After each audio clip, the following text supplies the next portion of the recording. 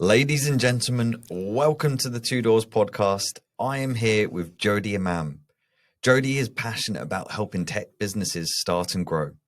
Jodie is a founder, an angel investor, advisor, and non-executive director. Currently, she is a co-founder and the CEO of Tractor Ventures, a fintech company that exists to help founders unlock possibilities and alternative capital. Previously, she co-founded two-side marketplacer Occasional Butler, which was acquired by rival Airtasker and Depot 8 Co-working. Jodie led the SBE Australia not-for-profit that accelerates women-led business, was director of startups at the Wade Institute and the GM of fashion label Leonardo Edmiston, as well as an account manager for Ericsson Australia and also for NCR Corporation in both Sydney and London. Jodie, welcome to the podcast. Thank you. Great to be here. How do you feel when you hear all of those accolades? Because it's very impressive. Oh, thank you. Well, I'm old, so I've had time to get all of this stuff done. It's incredible. I mean, yeah, tell us a bit more about what you've been up to at Tractor. So you've been Tractor Ventures for the past nearly 5 years, haven't you? And yeah, tell us a bit about those. Yeah. So we started in December 2020. So this is our 5th year now, which is already, can't believe, 1 quarter in. And yeah, it's been a real ride. I guess when we started, we saw the gap of funding that, and this is a lot of what we're doing now is educating founders on different types of capital. But we had seen the gap, more specifically Matt, my co-founder, realize that there's got to be other types of capital for founders because, you know, we're not all rockets, and that's why we call it Tractor. And the VC model is very much catered to rockets, which is great for the rockets, but for the other 99% of companies that either don't want to get to the moon or can't or won't, then where do they get funding from? And so that was the catalyst for getting it started. And then once we launched, the growth has been ridiculously fast and good.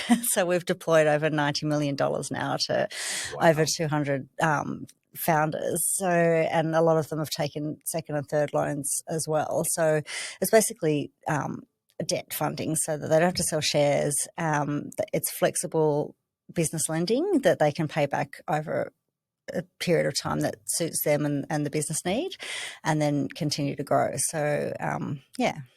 That is very impressive. So how many founders have you impacted so far, did you say? Yeah, so over 200. 200. That is incredible. And you're impacting, obviously, the Australian tech scene as well. Yeah, and New Zealand, yep. Wow. And what are you seeing at the moment in the fintechs? Because it's fintech, isn't it, that you help? Well, we are a fintech ourselves because we're building our own technology to support all of this as well as being a finance business. So it's not that many to fintechs as some, but it's very broad. So any sort of tech-based company, and that includes e-commerce, even businesses that have been more traditional consulting that have found a productization that they could do in their business to scale it. That's the sort of funding that where we really can help that VCs won't look at because they'll only look at that scaling part of the business, which isn't there yet. So. True. And it's what a lot of people need as well. I feel in Australia, it's like we're a great country in the whole of the world, and there's some great tech companies, but it's like, how do we keep stepping forward and accelerating? And what do you see as some of the characteristics of the people that really succeed out there, like from CEOs or founders? What do you think are some of the essential characteristics? Resilience, determination, I think, self-awareness is a big thing. And, you know, Matt and I have just been through a whole process of working out like who should be doing what at Tractor and redefining our roles based on what we're both good at and not good at. And so, you know, there's lots of discussion I'm sure you've had before about when a founder should actually step back as well and not be running the business at certain points and all of that sort of thing. So I think founders can be the best thing for the business and the worst. So it's good to be self-aware.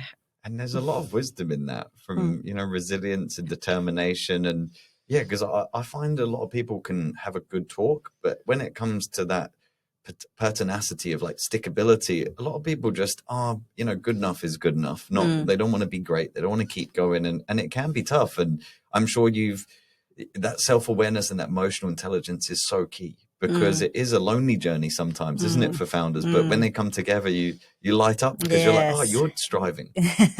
Well, it's sort of like you light up because it's like, oh, someone else like me. Because you often, you're in a group of family and friends that are not on this journey. They're in a job and they don't really understand what you do. And, I talk to many founders obviously all the time, and it's a common thing that mum and dad still don't know what I do. And so, you just feel not only alone, but very misunderstood. Yes. There's a famous quote, I think, by maybe Jobs or someone else, and they said, entrepreneurship is going a long time being misunderstood until everyone realizes, and they said, oh, I always knew you'd do it.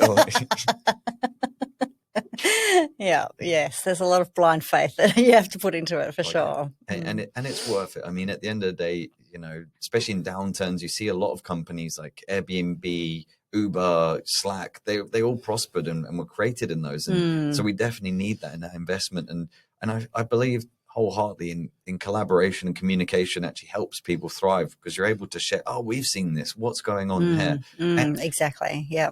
And I'd love to get your perspective on the mental health side as well, Jodie, because I think often when you're such a high achiever, it can be go, go, go, and you don't necessarily have that boundary for yourself. What do you find are some great tactics to stay emotionally healthy for these people? Yeah, I mean, that's a good point. I think I've been boundaryless for most of my life. Until recently. That's my new focus personally, is where are my boundaries?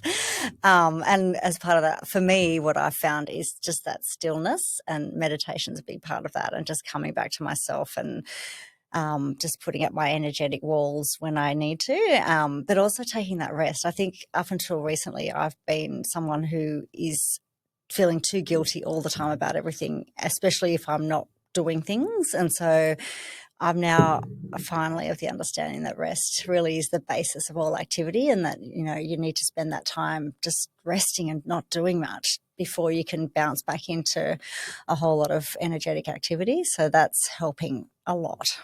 You're so right. Like even Bill Gates used to go off into cabins, didn't he, for weeks on time, and just like come back and Exactly. ready to sprint. It's That's it. Yeah. You need that rest. And that's right. And what about some of the meditation then? So is there certain, because I went on this journey many years ago as well, where I started guided meditation. I did I think it was transcendental, where you have like one word, so you keep going back, and it really helped me focus. As someone who's got quite a my attention isn't the best. I've really worked on that because my mind would be everywhere. I'd be speaking so much. And so, yeah, have you got any advice in terms of meditation or what you found useful? Yeah, that's a great question, because I think I used to be scared that there's no way I can meditate, like staying still and not having a thought in my mind. No way. And I think that's a misconception about meditation. And I did the Transcendental Meditation course, which basically they give you that mantra and just explain, I guess, the benefits of trying to quiet the mind. But, I probably transcend for about a second out of 20 minutes, but that's not the point. The point is just to be still and notice the thoughts. And I think when you can do that, that's when you can start to build the self-awareness as well.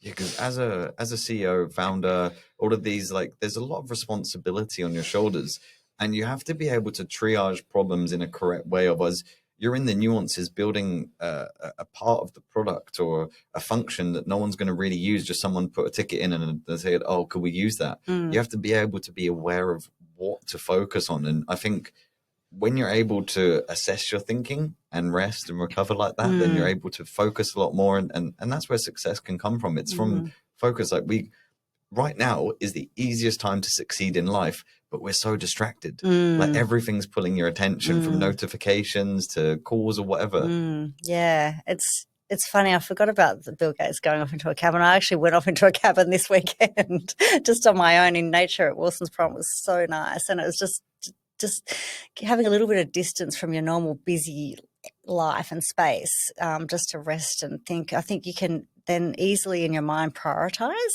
And I try to do walks in nature most mornings and that sort of thing as well, just to reground, and it just helps filter and prioritize. So true. So true. And how can, switching gears, talking about advice you'd give to some of these companies, like obviously you screen companies for finances, how they're doing, like if you want to invest in them. But what can companies be doing to be more profitable in these times? I mean, the big thing for me is, firstly, as a founder, and I've fallen into this trap a few times myself, where I've probably not understood really where I want this business to take me, or where I want to take this business. And so the first thing is just understanding where you want this business to be, because we all get caught up, I think, in the startup hype of a massive exit, VC funding, but not everyone wants to be up there ringing the bell at the NASDAQ. And so if that's not your goal, then maybe you shouldn't push yourself down a VC path, for example. So I think the key thing for mental health and sustainable business profitability ultimately is understanding where you want that business to end up. And so I'll often say, maybe a founder would be happy with a $20 million exit where they own still most of the company. I'd be happy with that. Me too. So, if that's the goal, then you sort of work back from there and work out, what do I need to do in order to get to that point eventually? And I think having profitability in mind early is good. With us, when we're assessing companies, we don't need them to be profitable, but we need to see the path to profitability. And it's really interesting in the last year, especially all the companies that we've been analysing their finances, there's been a real shift from the prior couple of years, where we can see revenue charts really ticking up, and a lot of money being poured into that growth. And there's been a big shift in that sort of revenue spike to a more flattening of revenue, but a real cost cutting. So a lot of costs pulled out of the business, and that profit line is starting to come up. And that's been across the board, which is really fascinating to see and good to see, because that's what creates sustainable businesses. So you're seeing companies running a lot more lean. Yes. And they had to pull back, but it was like 2 steps forward, 1 step back, like that kind of motto. Yes, yeah. And I think there's been a real downturn, obviously, in the economy, but also there's so much uncertainty that we've had this same mentality at Tractor too. Let's just get strong. Let's just make sure we're strong, that then we can filter, or weather whatever the next storm is. Yeah. Because I'm always out there understanding what's going on with the economy, like what's going on with hiring, like statistics. What do people actually want as well in terms of the hiring? And right now, the financial and the medical space are doing very well. The government have been backing quite a few roles and in defense sector. But a lot of tech companies are outsourcing overseas. I'm seeing some of the big tech companies, they're all outsourcing, and it'll be a trend for the next 4 years. So it's great to hear that companies are taking that more lean approach, and then profits actually increasing. Yeah. Well, we got caught up in this. We were growing so fast. We were really building the plane as it was flying, throwing everything at it, tech, people, everything. And then it slowed right down, and we had to really cut costs, and we had to make some redundancies as well in late 2023. And I know a lot of other founders had to do the same. All got very close to it. Even last year, still like hanging on, trying not to have to make people redundant. And I think if you've had to do that, you never want to do it again. So it's like outsourcing is a very good option, because if you don't know if you're going to be able to sustain that level of profit or growth, then at least you're not having to make someone redundant. Correct. And I've also seen that contracting gets a lot bigger before permanent because of this reason, right? But then contractors, it's a risky business for them because they don't know when the next contracts come in. So it's this game, isn't it, for everyone? Exactly. That's right. Yeah, that's right. But it ebbs and flows, and I guess as a contractor, you just got to keep a lot of fingers in a lot of pies. Correct. And you back a lot of B2B and service-based companies as well. And what sort of behaviors are you seeing from these companies that are succeeding? I think it's definitely cautious, but still optimistic, still wanting to grow and still looking for opportunities and backing themselves. I think what we see and where our funding works really best is companies that have found what it is that's their growth machine. So if it's advertising and they know that they put $1 in that particular ad machine and $4 spit out, then they know put more money. And so they come to us and say, I want to put more money here because it's working. So they're very much backing what's working, but they're, I guess, cautious about experimenting with that first. Yes. Yeah. And what advice would you give somebody that's just at the beginning of this journey? I think you've touched on it throughout this conversation of knowing a goal, like knowing what you want the end to be, running lean. But yeah, any other wisdom to someone that's listening out there and they're like just at the start of their journey, what would you share? Definitely surround yourself with as many people as you can. It's, as you alluded to, it's lonely, but also if you get too in your own head, this has happened to me before where I've just felt like I'm failing. And, you know, I put my own spreadsheet together with a big spike in numbers, and then I'm not getting there and I'm thinking, what is wrong with me, you know? And just by reaching out to people, like in our startup tech ecosystem, it's quite amazing how helpful and friendly and encouraging everyone is. And so I would highly recommend just going to finding who are the people that have just a few steps ahead of you in the journey to talk to, because that has helped me immensely.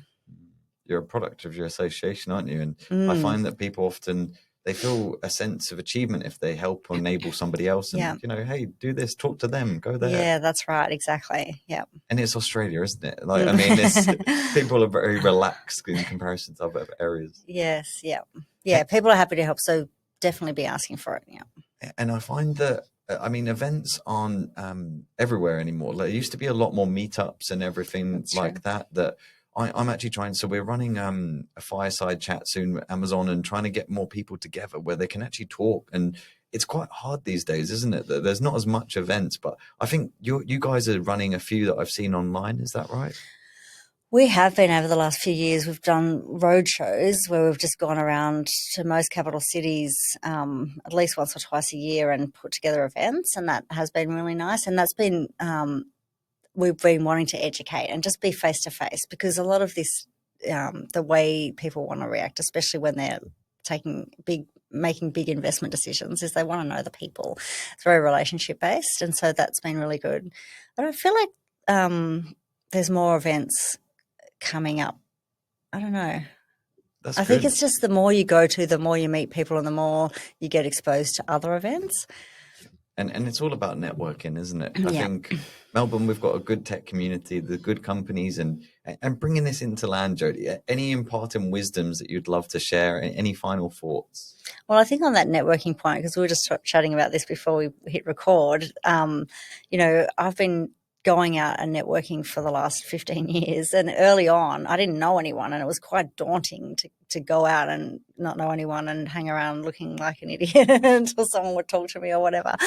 But over the time, and the more you do it, the more people you get to know. And now I turn up at an event and I know a lot of the people, and it feels like catching up with friends. And it's actually been one of the fundamental reasons that we've been so successful so early at Tractor as well, because all of the founding team, you know, have been the same. And so we started with a really strong network. And so it doesn't feel like it'll amount to something at the start, but the more you do, the it just has a snowball effect. Yeah. And I'm very excited to see the years coming for Tractor Ventures and what you do, Jodie. You fascinate me, this high achiever lady. And thank you so much for sharing your time and your wisdom here on the podcast. Thanks so much.